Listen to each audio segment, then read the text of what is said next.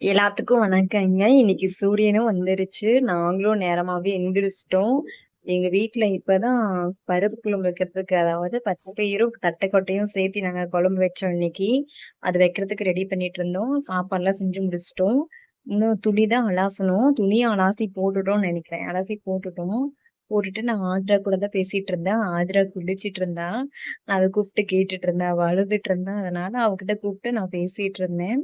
அதுக்கு பிறகு எங்க வீட்டுக்காரரு வேலைக்கு கிளம்புறாருன்னு சொன்னாரு. அதனால நான் சாப்பாடு போடுறதுக்கு நான் ஓடி ஓடி வந்துட்டேன் எங்க வீட்டுக்காரருக்கு சாப்பாடு போடுறதுக்கு. அதனால அவருக்கும் சாப்பாடு போட்டு வச்சுட்டு, அவரும் வந்து நான் வேலைக்கு கிளம்புறேன்னு சொல்லிட்டாரு. அதனால அவரும் வந்து வேலைக்கு கிளம்பிட்டாரு. போயிட்டு நேரமா வாங்க, இன்னைக்கு வெளியில போலாம் அப்படிங்கிற மாரி கேட்டுட்டே இருக்கேன். இந்த வாரம் ஃபுல்லா கேட்டுட்டே இருக்கேன். அந்த ஆசை இன்னைக்கு நிறைவேறிடுச்சு.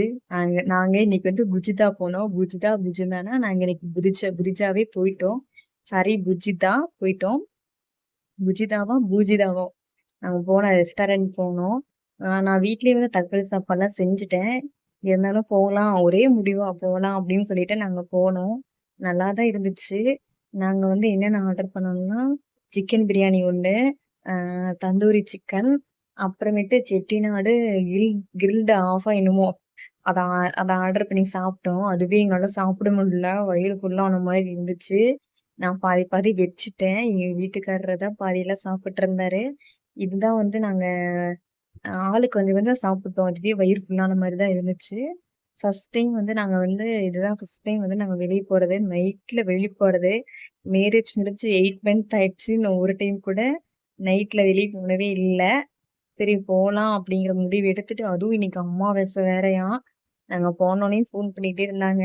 இன்னும் காணோம் அமாவாசை வேற அப்படிங்கிற மாரி சொல்லிட்டு இருந்தாங்க. சரி நம்ம சாப்பிட்டே போயிரலாம்னு சொல்லிட்டு நாங்க சாப்பிட்டு இருந்தோம்.